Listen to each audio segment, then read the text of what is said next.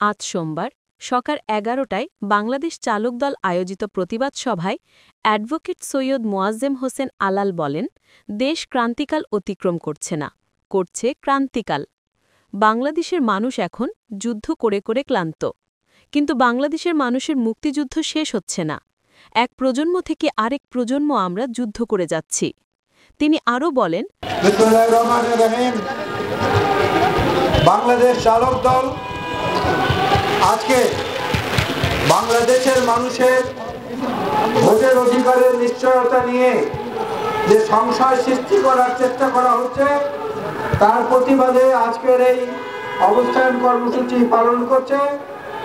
আমি বিএনপির পক্ষ থেকে তাদের সঙ্গে একাত্মতা প্রকাশ করছি।